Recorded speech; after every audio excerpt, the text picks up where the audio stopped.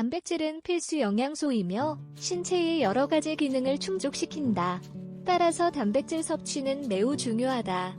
우선 단백질이 건강에 미치는 영향에 대해 확실히 알게 되면 아마도 이 영양소 수요를 충족시키는 데 더 많은 관심을 기울이게 될 것이다.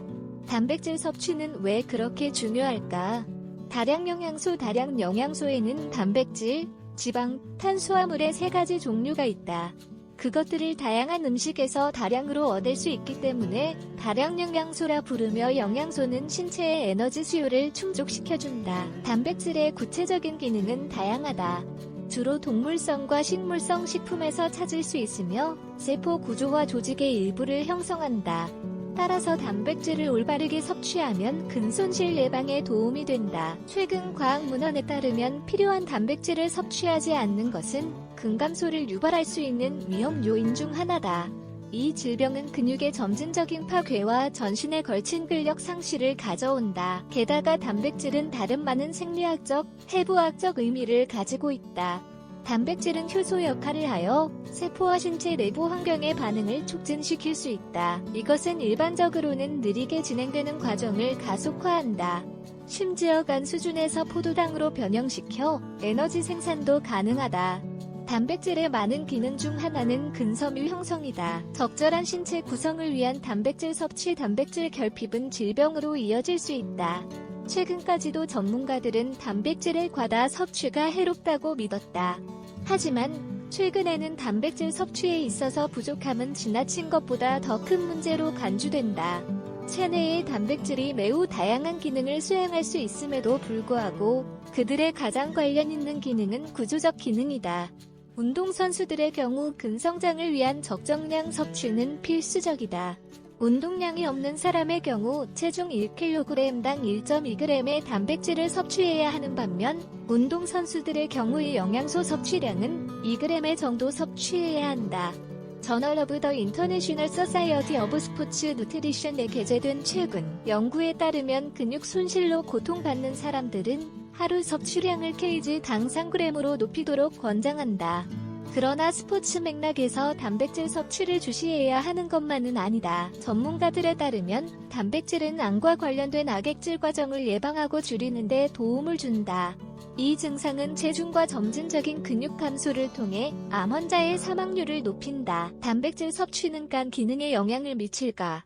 단백질 섭취 제한을 주장하는 이유 중 하나는 그것의 과도한 섭취가 중기적으로 간과 신장에 손상을 줄 수 있다는 점이었다. 이 때문에 전문가들은 운동량이 극히 적은 사람들에게 체중 1kg당 0.83g 이하로 단백질을 섭취하도록 권했다. 그러나 2017년에 발표된 연구는 장기간에 걸친 다량의 식이 단백질 투여에 관한 여러 연구 결과를 분석했다. 이들 중 대부분은 신장에 영향이 없는 것으로 나타났다.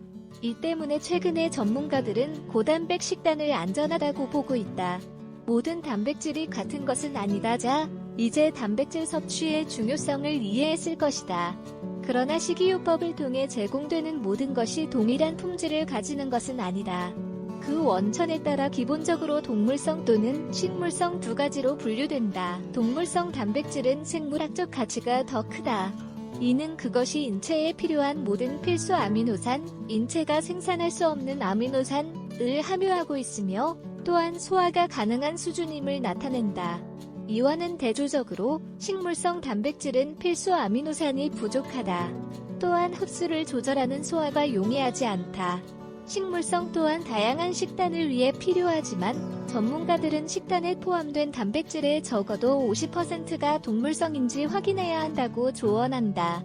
필수 아미노산의 중요성을 이해하기 위해 그중 일부가 근육량 유지에 관여하고 있다는 것을 강조한다. 인체의 동화작용 경로를 자극할 수 있는 류신이 이 경우로 지방질 없는 조직의 형성을 증가시킨다.